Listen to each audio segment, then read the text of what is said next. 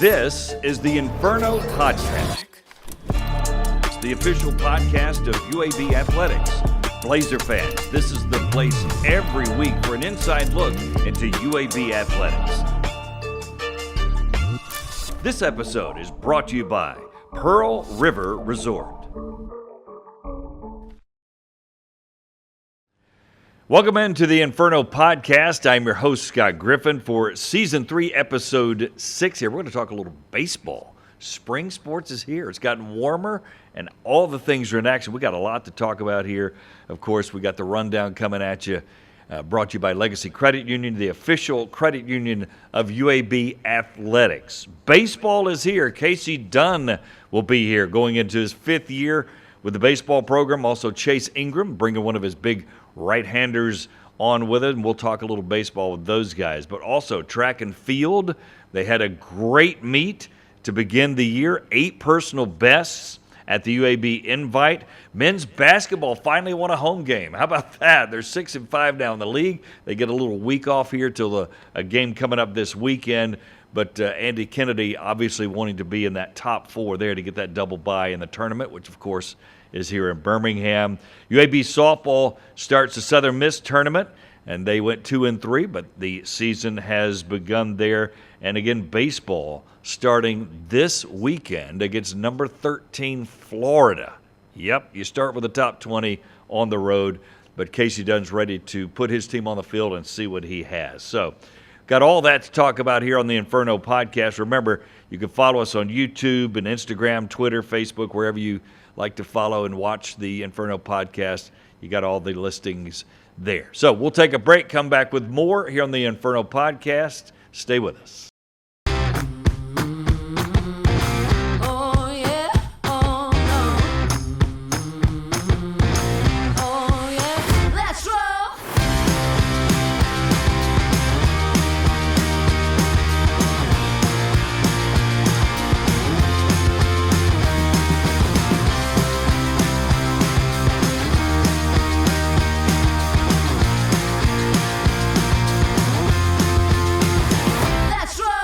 The if in life, it's a world of possibilities. If you go for a night out with friends, if you can keep an eye on your money along the way, if you know you have overdraft protection with no fee transfers from savings, when you get a low balance alert, it's easier to say yes to fun. If that sounds good, try Regions Life Banking. Stay ready for the if in life. Regions Bank embrace the if in life. Welcome back to the Inferno Podcast. Scott Griffin here. Time for Coach's Corner, brought to you by Viva Health and Pepsi, and a baseball coach, Casey Dunn, who's a Birmingham native, been here for many years, as you know, and in your, 5th year coming up? 5th year, yeah. At UAB. So good to have you here, and it's baseball season. It's on us, man. It's a little warm this week, though, to be baseball season. You know, the last couple of weeks, it's been more of the start of the season, miserably cold, windy. Crazy cold. Yeah, so, I'm kind of excited about some 70-degree weather. It's going to be awesome. And it looks like it's going to stay around a couple of weeks. Let's hope so. Cross our fingers, right? So how can you get work in when it's that cold? I know you can go indoors and hit. We've been lucky. I mean, I think there's been 3 days that we've kind of adjusted our plan due to the weather. But, we've been outside. The reality is you're going to play in it early in the year at some point. So, we've been outside to some extent pretty much every day. Just some days maybe, 45 minutes, an hour, and do the rest indoors or things of that nature. But it's been okay. I would tell you the frustrating thing is our weekends haven't been the greatest, which is when we're trying to scrimmage and like our guys that'll throw the first half of the weekend, they're throwing Thursday, Fridays, and for whatever reason, Thursday seems to have been the coldest day every week. So our poor pitchers that are slated to throw on Thursdays, man, they'll be fired up in Gainesville when it's 75 and sunny down there. Yeah, absolutely. Now, do you worry about injury? Absolutely, man. For pitchers, though? Yeah, absolutely. And, and we've adjusted. We're not going to throw our guys under 40 degrees this time of year outside. That's kind of my cutoff. And I wish I could make that cutoff a little higher, but with the lack of facilities and just the weather we have, you kind of got to. But yeah, anything under 40, usually we're trying to get it to an indoor to let our guys throw, and just because you do worry, man. The weather's a factor. If you look at injuries, whether it's college baseball, professional baseball, I think over 80% of arm injuries happen within the first month to 2 months of a season. Wow. And again, it's because of the weather. Whether it's the pro stuff where, they're starting up north or down here in the south, with us starting in, January, February, like, is it too quick a ramp up? Not I enough base? think, part of it, definitely in the college world, the ramp up is short. We give our guys stuff to do at home, but let's be honest, man, they're college kids that are home for Christmas. I'd love to tell you all our guys are following it to a T, but they're not. Or, they're throwing a bullpen to their dad sitting on a bucket in the backyard. Well, you're not going to throw with the same intent at that point. So, and, most of our kids are hunters. It's where we're at, man. Those kids are in the woods a bunch over the winter with their family. So, I think the ramp up in college is definitely shorter. They gave us a little more. We literally gained a week this year, and I think that's been a push nationally is for a longer ramp up period. And hopefully at some point we'll convince people that pushing the season back is the way to go.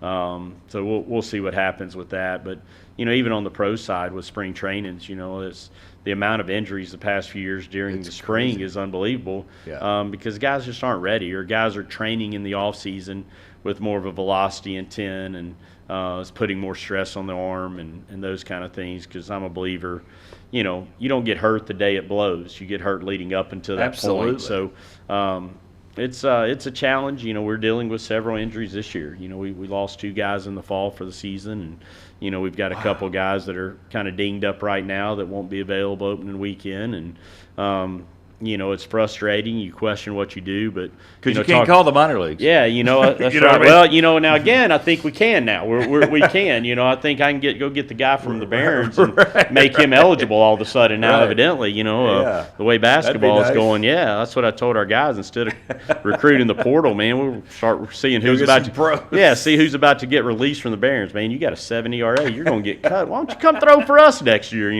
That 7 in AA will probably work out okay at our level. The way this world's going, I assume it won't be long before that happens.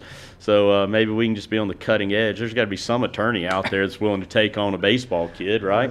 So we'll see. But no, it's it's an interesting deal trying to track that. But talking to other coaches, talked to another coach in our league the other day. They're down 4 guys. Wow. So it's not it's not just us dealing with this. It's a lot of people. So as we're trying to figure out what we can do better to prevent this, I don't know how much it's what we're doing wrong versus just the nature of where we're at and the way guys are training before they get to college and those type things kind of all leading to this. So indulge me in philosophy for a moment, and if the audience will as well, because I contend that in the days of Tom Seaver, Nolan Ryan, they threw with their entire body. They were compact. They kicked their leg. Now you see not much leg kicking. It's usually from a non-wind-up, right? And those things, is there anything to that besides the infatuation with velocity? Yeah, I think there's obviously more stress being put on the arm, due to some of the quote, modern mechanics. And, when you get into today's world of the kinesiology and the way the body works and, all of that with the kinetitracks that all the big league parks have. Some colleges even have it now to where you're really analyzing what the body does and what do the hardest throwers do. A lot of those guys do it naturally. Their bodies are built for that. And yet we're taking that data, we're taking that technology and trying to put it into the younger everybody, athlete. Right? Yeah. And, there's a big difference in what a 25-year-old pro can do versus a 16-year-old high school kid, but yet we're trying to get them to do the same things. So I do think that's a big part of what's leading to it. We're measuring force into the ground with force plates. Things that, have never existed, and there's benefit to it. And we're trying to embrace a lot of the technology within our program. But you also have to measure, there is a difference in the 19-year-old freshman to the 23-year-old college senior to the 26-year-old pro. There's a difference in which their bodies can handle, and that's the one thing in the coaching, instructor, academy world. There's a lot of people making good money off trying to get these guys to throw harder. And, it's amazing how many videos, especially during the summer when portal season heats up, you've got guys, all these Twitter videos of guys throwing 97 miles an hour. And, you're like, man, why does this guy not have a school? Like, why does he not have a job? And then you check stats, and, well, he's walked 2 guys every inning he's pitched in his college career. Like, there's a reason nobody wants him. Right. But the focus is all on the velocity, and that's where guys are training to such an extent now. So, it's leading to more injuries. Obviously, I saw a study at one point a couple years ago where, when guys start throwing 93 miles an hour harder, the risk of injury shoots way up. There's a lot of data out there now that kind of gives you some frame of reference, but at the same time, every kid wants to throw harder. Every coach wants the guy to have better stuff. Of course. And, the whole stuff plus metric that's out there now, and we're teaching to overthrow change-ups, the power change, and different things, and it's like, just everything is max effort versus the concept of feel and pitchability and that kind of stuff of years of old, aren't what they are today. Yeah, it's amazing. But I still see, a Rich Hill in the Major League Baseball who can't break 85, still get guys out. Still, but then, like people always use in our era, the Greg Maddux of the world. Yeah. Greg Maddux was a power arm early in his minor league career. Through 92, 93. Yeah, right? and, and was up higher than that early in the minor leagues, and then realized, all right, man, this isn't working. And transition, a lot of those guys with lesser velocity in the big leagues, Rich Hill, they did throw harder, and then usually injury or something happens, and age, they kind of recreate themselves. So it's, but again, I think there's still room for the pitchability guy. There's still those guys that have success, and you see it a lot at the college level, especially at the mid-major level, of guys that find a way to get people out. Before we get into your team, so what do you look for in a pitcher now? With all that and your concerns, how do you recruit a pitcher? In today's world, affordability, that's got to factor into it. Who can we afford? Yeah. But, I think in our world right now, command is such a vital, statistic. It's an easy measurable with, does a guy throw strikes or not? Because if you can't throw a strike, the rest is irrelevant. And, and even by the way, catcher. Yeah. So you're even more in tune to that. Yeah, and then you talk to coaches at power programs that have all these big arms, these big prospects, but they can't count them. Talked to a guy the other day. He's got 2 guys on staff that throw 100 miles an hour. He's like, man, I can't pitch them, because they're not going to throw a strike. It doesn't matter. And hitters are so used to seeing that velocity now that even if it's upper 90s, 100, if they know it's coming, they can get to it because they see it more. But, I think command is a vital aspect. It's something that over the last couple of years we've tried to, really focus on more than some other things. And in our world where we're not getting the finished product, the perfect kid, just do they have something that sets them aside? Is it a plus fastball? Is it, well, man, he doesn't throw that hard, but he's got a really good breaking ball? Does he have a really good change? Is there something that's kind of an outlier to what he does? And with TrackMan, with the metrics and all the data that's out there, even at these recruiting events, you can kind of look for things that may make that guy a little unique. And that's what we're searching for, is the guy that's an outlier in some category that, maybe we can take him and put him in a role that can make us successful and him successful. Casey Dunn, our guest, head baseball coach, UAB, going into his 5th year. Let's talk about the team. You had a really good year, first winning year in 7 or 8 years. When you first got here, dipped down, guys left or graduated, whatever, and then last couple of years, consistently right at that 500 mark. What are you looking for now as you get ready for year 5? Because now you got your guys in and those kind of things. It's a challenge. Last year was a year that we really thought was going to be the year we kind of got over the hump, and I think we were 13-3 to start the season, swept Auburn, and then literally 2 injuries happened and sidetracked the whole season. It was crazy. I've never been part of a group where literally losing 2 guys had that big of an impact on a season, but it did for us. Our depth just wasn't there. We couldn't make up for it, and really turned what was a really promising season into a disappointing year. And then, at the conclusion of the year, we lost one to the portal, but, we lost 2 underclassmen to the draft. We lost our 2 best signees to the draft. So it went from a year where we thought this would be a year we could build, coming off what should have been a good year last year that was not, and then we added a couple good pieces that, again, ended up being drafted and got the money they wanted. And, both of them, I can't really blame them for taking it.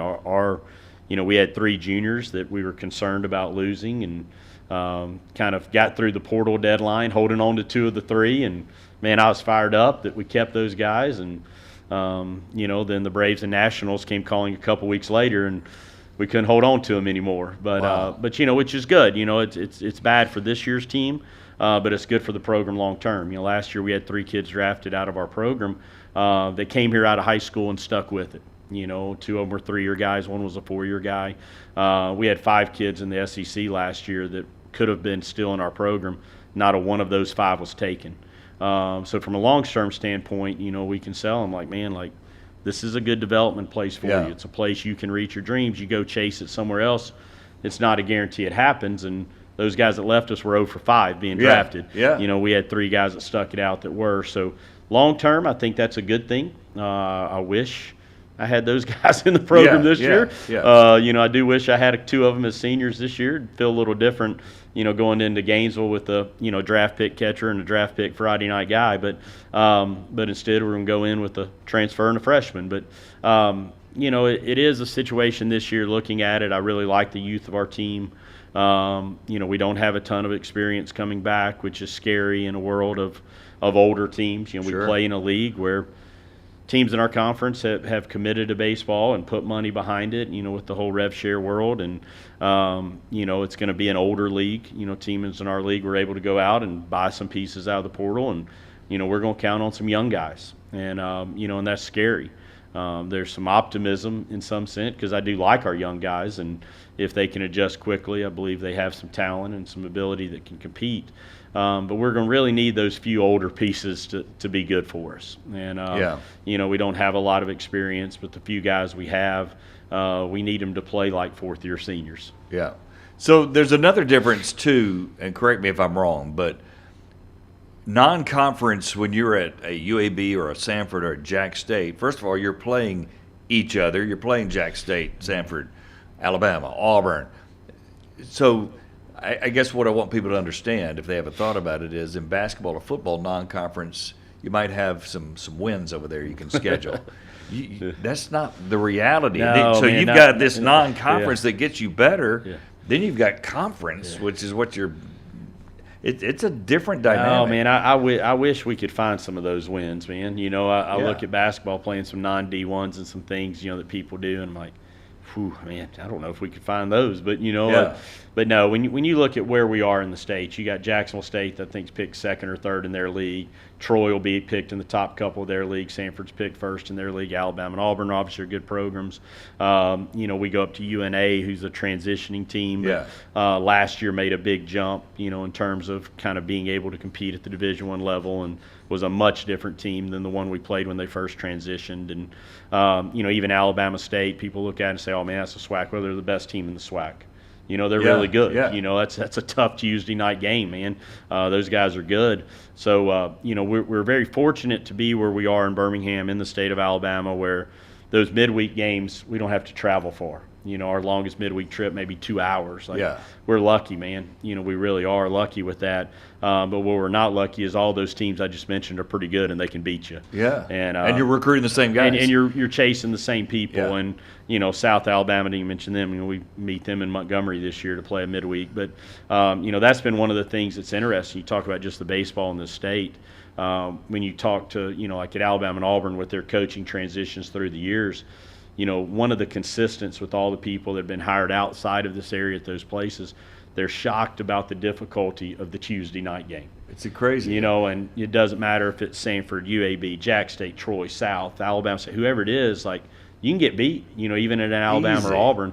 And that's the challenge for us. And I'm not the smartest guy in the world, so I say yes too many times when people ask to play. We're opening up at Gainesville this year. Number 13, Florida. Yeah, we'll see a first-rounder on Friday and Saturday probably. That's great for us. So way to build some confidence, Coach Dunn. But at the same time, man, like I'm a competitor. I tell our guys, like, you should want to play against the best people. Sure. As a coach, I like to play against good people. I want that challenge. So, we're going to put our guys in some tough environments early, and if we get through it and we survive it, it should prepare us better for conference play. You have gotten local, which is great, or when I say local, I mean the state and South. Really great baseball players here. So finally, tell me about your team overall. Do you have some speed? Do you like your athleticism?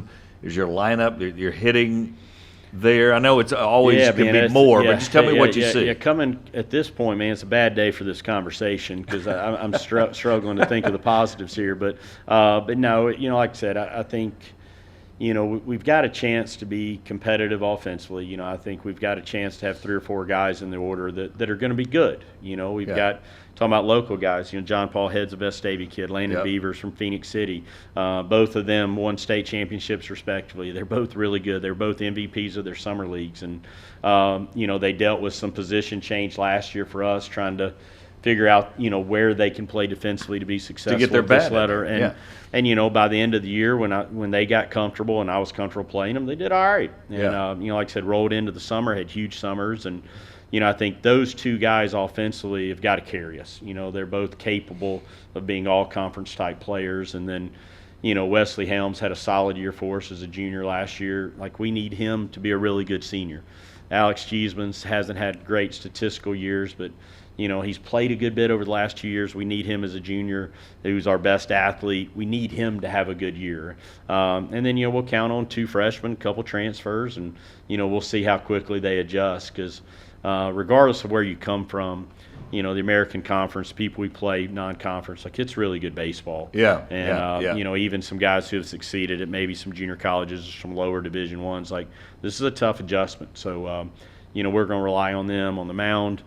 We'll have 2 fourth-year seniors that'll be weekend starters to open in the season. Like, they're probably not the most talented of some of the guys we have, but they've been through it. They've pitched. Yeah, they've pitched, and they've pitched in big games. Braxton Shelton, we laugh because he's pitched a lot of midweeks for us through the years. Like, he probably has more SEC starts than half the guys in the SEC now because I feel like every Tuesday he threw against Mississippi State or Auburn or Alabama somebody. It's like, man, that guy should be battle-tested at this point. But, we're going to go with some experienced guys early to hopefully allow some of the younger guys in our program. And we got, our 2 best, quote, stuff guys. Biggest arms are 2 freshmen that I think have really high ceilings. But, it's when are they going to be ready? When can we run them out there and expect them to, to really do it? Carter Sanderson's, got some of the best stuff we have. He's from Springfield. He's used to pitching against St. Clair County, and we open up against the Gators in Florida. A little different. But again, he's a tough little country kid that, I think is going to be really good for us one day. But, how do we use him? How do we develop him so that he is able to pitch meaningful innings come week 6 of the season when conference play begins? So this weekend, Florida. This weekend, man, it's on us. Get ready. Wow. So the first home game for people who want to come by? First home game would be the following Thursday against Cincinnati, who's a regional quality club. A little different. We're playing a 4-game series Thursday through Sunday, and it'll be good, man. Like I said, I want to play good people. This is year, I think, 3 of the coaching staff up there. Jordan's done a great job taking a program that really struggled to an at-large type program. So it'll be fun to play against good people, get a good challenge that weekend as well. Good luck this year. I'm sure we'll visit again as we go. Yeah, man, Scott, we enjoyed it, buddy. Yeah, good to see you. Casey Dunn, head baseball coach for UAB. We'll take a break. You're watching the Inferno Pod.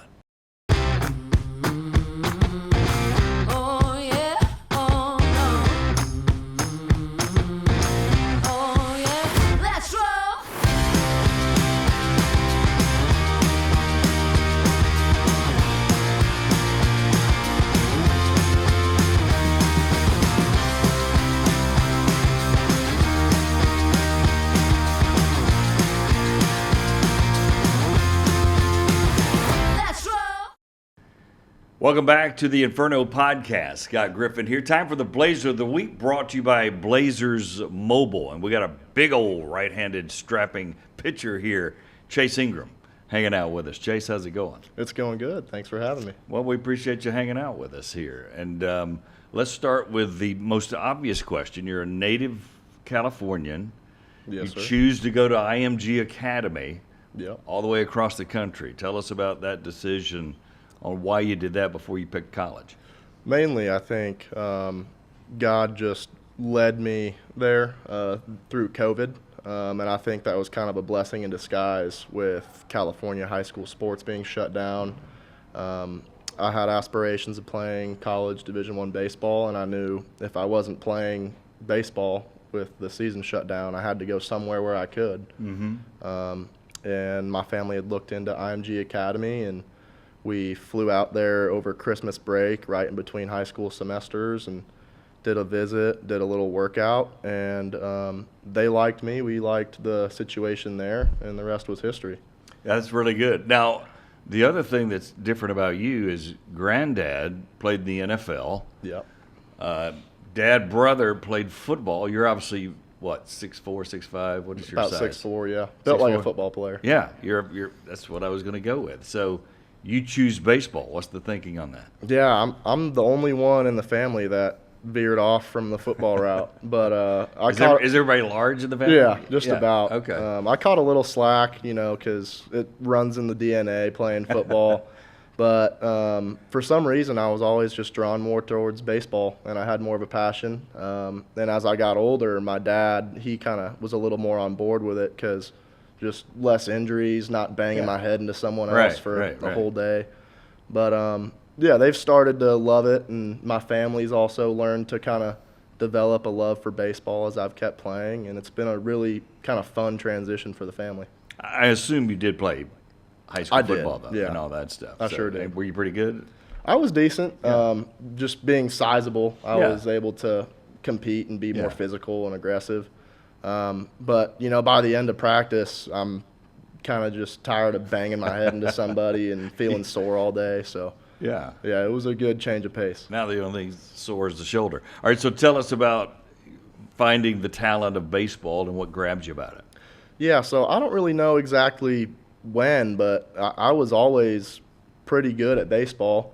Like I said earlier, just being bigger, I was always stronger. I could hit the ball further and throw it harder.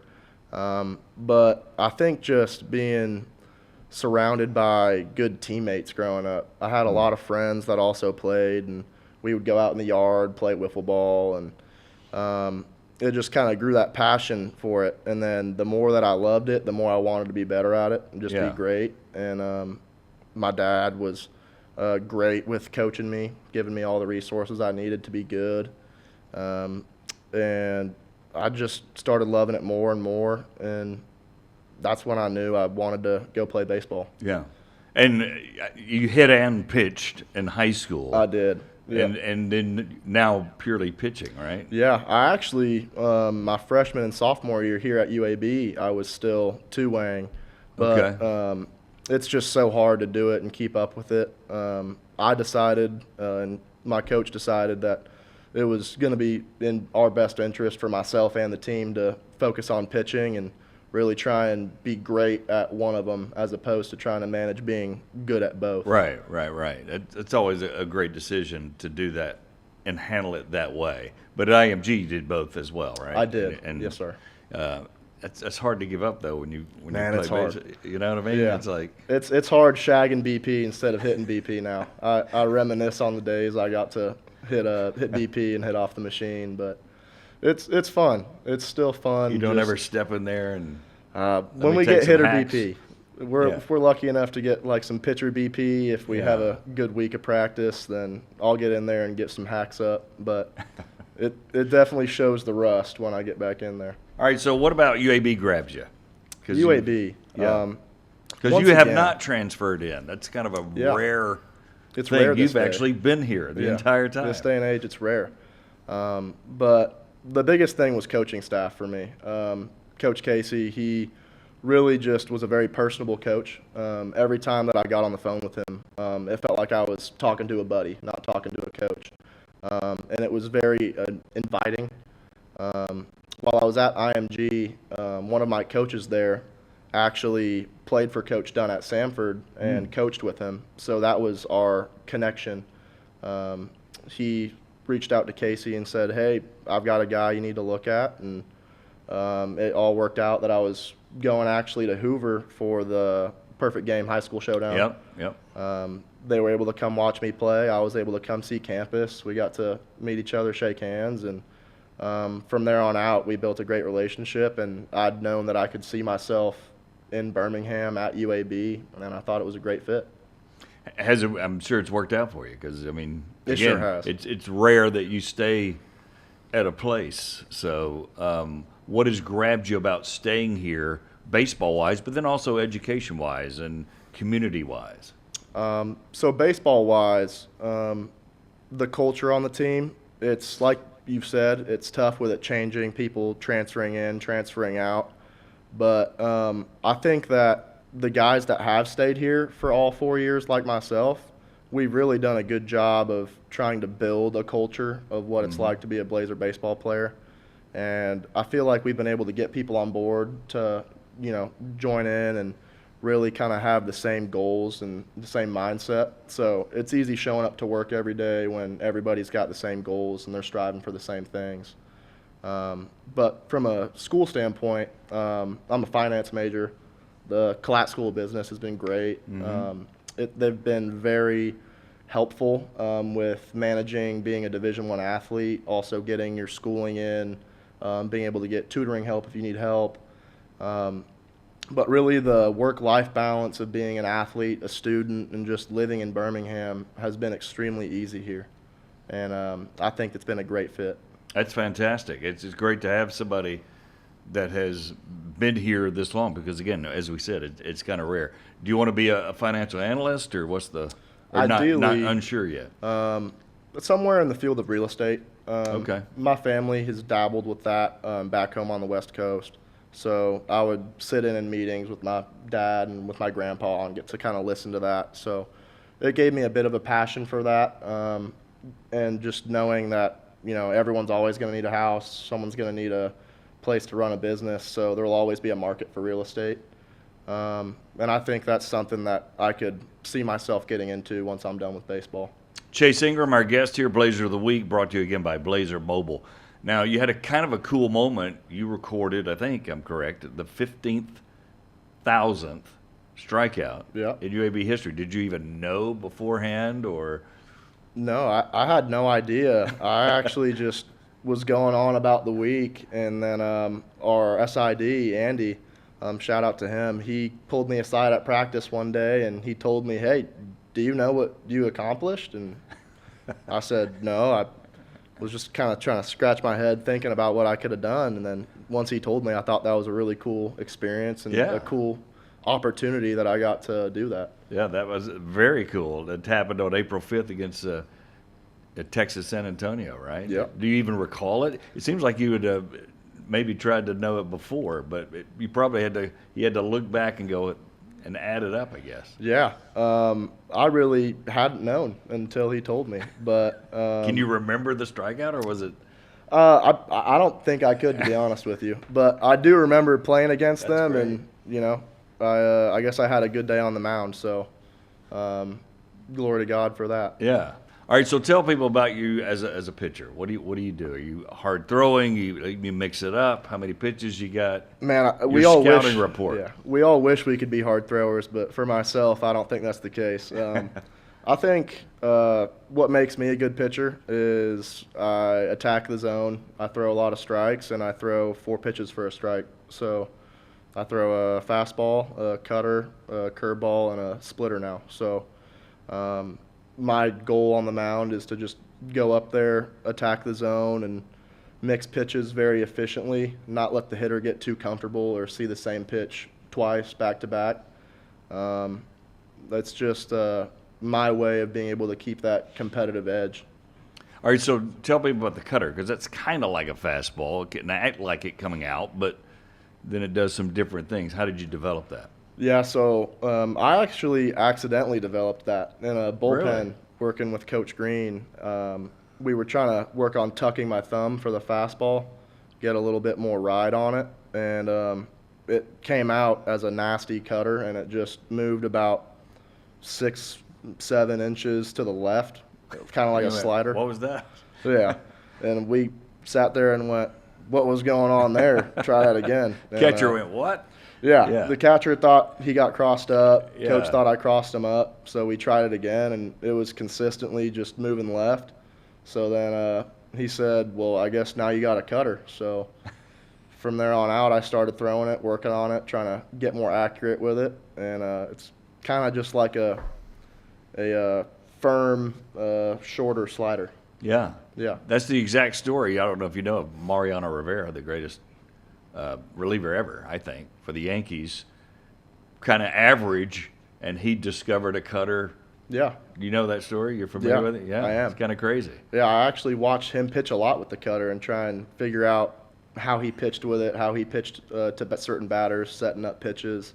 And, yeah, he's a great pitcher to watch. Yeah, and of course he was throwing it 97% of the time too, which Yeah. is crazy. You know it's coming, still can't hit it. Yep. So do you have a best pitch, or you said 4 for strikes, which is really different for a college pitcher? So I'd say my cutter has become kind of my bread and butter pitch, just because I can throw it for a strike. I feel really comfortable with it. And like you were saying, I mean, even if they know it's coming, it's still moving. You know, they got to be able to try and get a barrel to it. So it's been a really efficient pitch for me. So you've started some, and you're out of it. Are you still doing all kinds of roles, or mainly stopper now, or? You know, I started kind of as a closer or reliever, then I worked into a starting role, and then we worked back into a kind of a stopper role. We're going to see this year. We'll see what we need as a pitching staff, and I'm just ready to go out there on the mound and help the team in whatever role best fits. You don't have a preference? Not really. I mean, I just love getting out there on the mound and competing. In whatever role that ends up being, I'm happy with it. That's interesting, because most guys say they put themselves in a box and say, I am a starter, or I am a closer, you know. Of course, these days, there's so many. You got middle relievers, you got short, you got specialty. I mean, it really doesn't matter. Most people are going to get in there in the game if they can pitch, right? Absolutely. Yeah. The biggest thing is just being able to throw strikes. If you can throw it over the little white dish, then that little plate thing. Yeah, you'll get innings. So as long as I can be able to do that and do it well, I think I'll find innings and I'll be able to help this team out. Where'd that mentality come from? Because not many guys. There's, in my opinion, so many wasted pitches these days. Not many attack that strike zone and have that mentality. My thought process behind it, never really having a heater that's going to blow your doors off, or having a big sweeping slider that's going to get a lot of swings and misses. I've got to be really competitive around the zone. If I'm not throwing competitive pitches and learning to place them well right where I can miss barrels, then I'm not going to get that, blow your doors off, swing and miss, or get a chase on a disgusting slider. I got to make hitters get themselves out by placing it where, they're not going to get the meat of their bat to it. Yeah, I got you. So good stuff there with Chase Ingram. Now, let's do a little thing we call the lightning round. Okay, so we have a little fun with it. We still may talk a little baseball, but kind of find out more about you as a person and different things. First of all, you have been here 3 years. The cuisine in California is quite different than Birmingham. So tell me about the adjustment for eating and food, and then are you a Southern guy now? I love both cuisines. I will say I'm not necessarily a avocado toast kind of guy, but not at 240, right? Yeah. No, I sure love this Southern food down here. I mean, barbecue, I'm eating it probably once a week now. It's just been ingrained into my routine. And that's something you don't really get quality barbecue out on the West Coast. But one thing that I do love from the West Coast that I don't find as much down here is the seafood. It's very different. In what way? The Gulf seafood is really good. You'll get like your Gulf prawns, some Gulf oysters. But out on the West Coast, really great like salmon, great Salmon's fantastic. king crab, Dungeness crab. It's just very different types of seafood. And I feel like to some extent back home, it just tastes fresher only because I live 30 minutes from the water. Right. But being here, I also love the southern seafood, like, for example, gumbo or like a jambalaya, redfish. I'd never tried redfish and rice until I got down here. But, yeah, really great different, I guess, spins on food. But, yeah, I'd say. Because I can tell you like to eat. Oh, yeah. You don't get I don't know what it is about you. But. You don't get to 240 not eating. So, but, yeah, I love food. I've loved the food down here in the South. Yeah. And I would definitely say I've kind of adopted more of a Southern diet. All right. Do you have a go-to barbecue place you want to shout out? Shout out Burning Tree Barbecue right here in Birmingham. Is it a truck or a? It's a new like location. Okay. I think they popped up a couple years ago, but it's over in East Birmingham. So what grabs you about it? What is it? Awesome brisket tacos. Phenomenal brisket tacos. We'll get done with practice some days, and one of the pitchers will send out in our little group chat, Burning Tree. Anyone want to go to Burning Tree? And you'll get like a handful of us that'll all thumbs up it, say we're going. Yeah. So we're there probably at least once a week. That's great. Yeah. Anything else grab you about the region or Birmingham or? I really love the region of Birmingham because it's very diverse. You've got like little pockets everywhere you go in Birmingham. Like I love going over the hill to Homewood and Mountain Brook, Vestavia, going over to the Summit. There's a lot of different things that can draw you to different areas of the city. But one thing that I really love compared to California is the pace of life. It's a lot slower, more laid back. People are more laid back. And people are just very pleasant. You know, the Southern hospitality that people talk real, about. right? It's real. Yeah. It's a real thing. And that's what my family always says, too, when they come out here to visit me. They just love the people. It's very pleasant out here. And they said, you know, even if they were to move, they could see themselves settling down somewhere like Birmingham. Mm-hmm. Do you think you'll stay here, or you're open to anywhere depending on what happens, or? I'm really open to anywhere. Growing up in the West Coast, I feel like I've had my share of time in California, and I'm ready to get out. But going to IMG, being down in the Gulf Coast of Florida, I really loved it down there. But I could see myself being really anywhere in the Southeast. Yeah. Yep. That's pretty cool. Do you have a favorite sports movie? And is it a baseball movie? Favorite sports movie? It's not a baseball movie, but I'm going to go with Longest Yard. The newer one, obviously. Yes. With Adam Sandler. Yep, that one's great. What grab just because it's comedy and yeah, lessons? I love Adam Sandler. Yeah. Another good one would be the Happy Gilmores. Okay. Those are great. But yeah, I just think that they're funny. Yeah. You know, they're always a classic. You'll see them on TV, and you're not gonna change the channel from it. Right. You're gonna watch it whether you've seen it 20 times or yeah, exactly. 2 times. Yep. You've seen the third one, right? I have. Yeah. Thumbs up. I thought it was all right. it was all right. Not like the original, obviously. Not the original, but it was still good. Still good stuff. Yeah. Close to your family?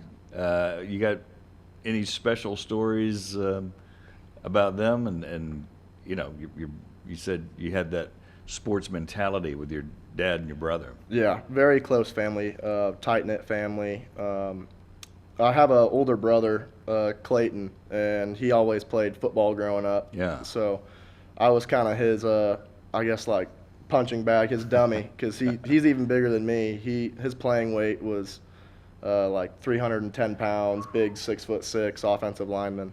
Wow. So I used to go up against him as a freshman in high school when he was a senior in scout defense.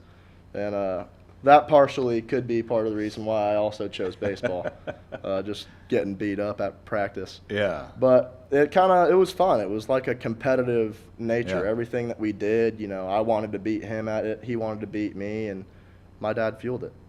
Very cool. Good stuff, and still close to your family, I'm sure. Still talk to them and keep in touch and text and talk and all that kind of stuff. I'm very fortunate. They get to come out here and visit quite a bit. But, I'm calling my mom every day, texting Dad. So, we're staying in touch. Well, very good. We hope you have a great senior year at Thank you. UAB, and we'll be looking forward to watching you pitch. Thanks a bunch. Go Blazers. Yep, that's Chase Ingram.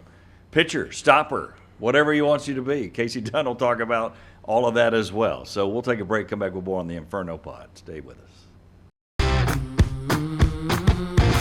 Oh yeah, oh no.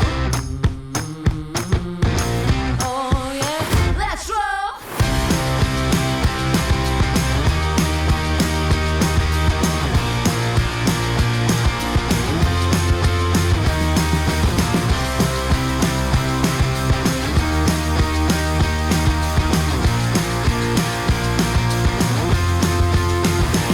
Let's roll.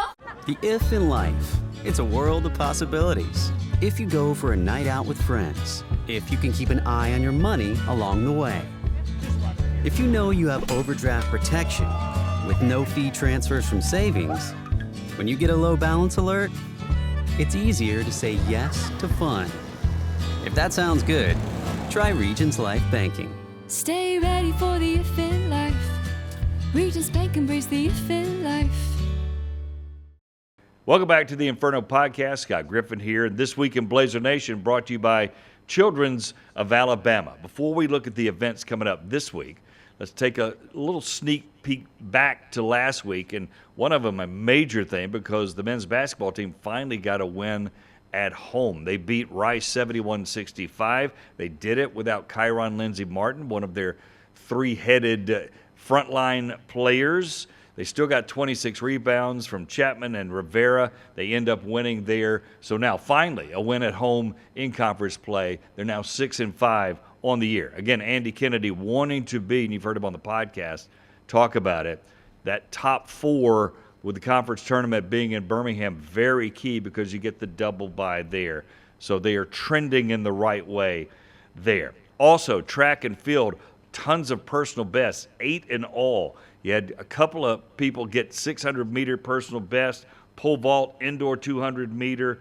A lot of people getting their personal best. So track and field still wrapping up the indoor season. The outdoor season will start in just a few weeks or so.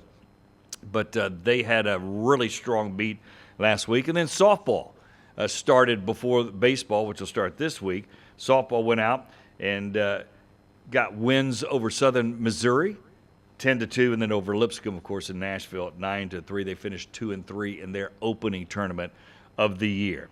Now let's take a look at what's happening this week on the schedule. Women's basketball trying to get that double-figure win total. They'll take on Memphis this week. Men's tennis is at the AUM, but they'll play at the Hoover Met Tennis Center as they'll get underway with their season as well. Men's basketball is at Tulsa this week for a 7 o'clock tip on February 11th. The bowling team is going to be at Southern Queens for a 3-day tournament there. Softball back on the road, but not too far. They'll go to Jack State for an early 10 a.m. game there. Women's track at the Vanderbilt Music City Invite. Again, that's an indoor event. That's a 10 o'clock start as well. Softball, again, as they start ramping up and getting some innings in at South Alabama. That'll be 3 o'clock on February 13th. And baseball, of course, starts Thursday as well. They'll take on number 13 Florida at 5:30. We'll talk more about that as the season goes as well and how difficult the schedule is for the baseball team. Softball, again, as they stay at Jack State, and they'll play at 10 a.m. again. Women's tennis will be taking on Grand Canyon in Auburn on noon. That's on February 14th. A lot of activities, obviously, on that day. Softball against Wyoming in Mobile at a tournament, 12:30 there. And then baseball, again, taking on Florida at 4 o'clock as well. Then, of course, you get into the weekend and it starts wrapping up, but a lot of activities still the same. Men's tennis is at Alabama State for a match. Baseball still at Florida for a noon on that day. Softball at South Alabama again in that tournament at 12:30. And then men's basketball back home again, where they got their first win again, as we talked about last week, taking on Tulane. A little different time. Normally it's 2 o'clock on Sunday, but it's 1 o'clock this weekend there. So make a note of that if you're coming to the game for men's basketball and Tulane.